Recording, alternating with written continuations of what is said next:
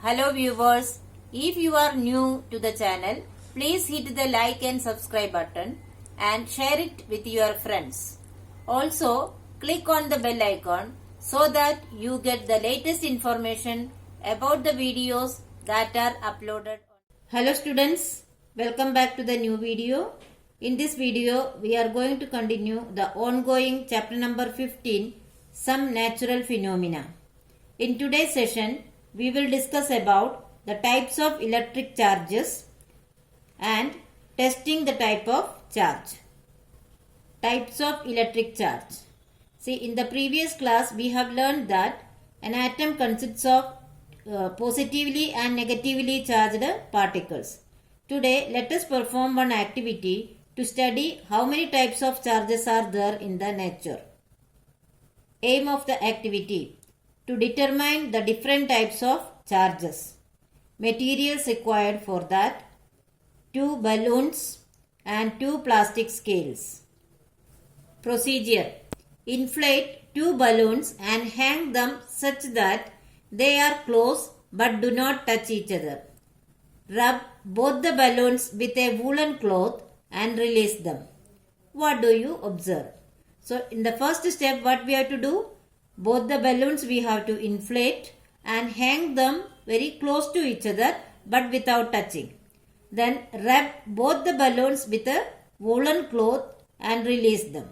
Let us see what happens.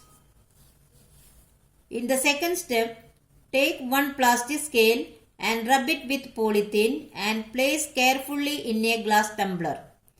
Rub the other scale and bring it closer to the first scale. What do you observe? So in the second step, what we have to do? We have to rub the plastic scale with a polythene and keep it in a glass tumbler. And another plastic scale also we have to rub with polythene and keep it closer to the first scale but without touching. Let us see what happens. In third step, bring the charged plastic scale closer to the charged balloon. Then what do you observe?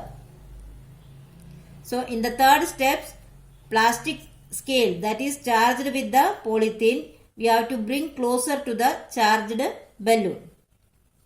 Observation and conclusion. A charged balloon repels another charged balloon. A charged plastic scale repels another charged scale. However, a charged balloon attracts a charged scale. This indicates that the charges on the balloon and the plastic scale are of different nature. So what we can see, when two balloons charged with the same object is brought together, they repel each other. In the same way, the charged plastic scale repels another charged scale. But a charged balloon attracts a charged scale. This shows that the charges acquired by the balloon and plastic scale are of different nature. From this activity, it can be concluded that different objects acquire different charges on rubbing. We can also conclude that like charges repel each other and unlike charges attract each other.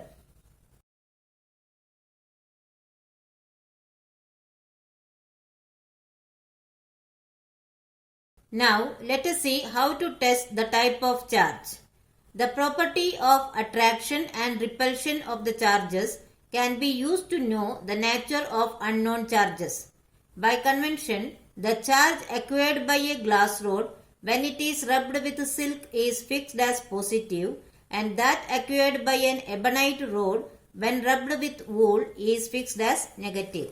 So, when we rub the glass rod with the silk, it acquires positive charge, and when ebonite rod is rubbed with wool, it acquires negative charge.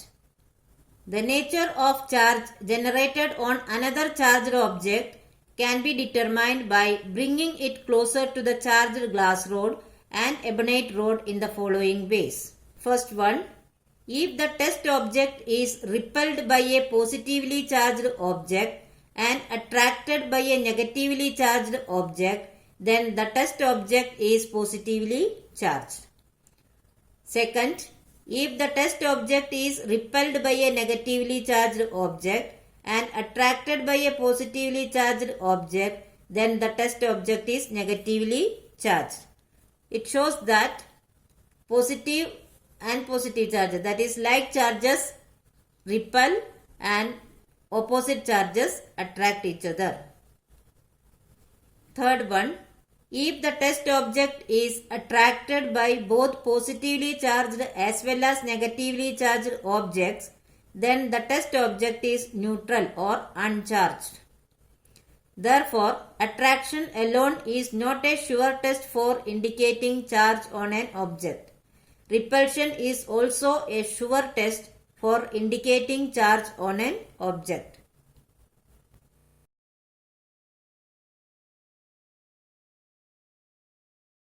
So students, I hope you have understood the topics very well. But still, if you have any doubt, you can write in the comment section. I will surely try to solve it as early as possible. Here are some review questions. Please solve it in your notebook. Thank you.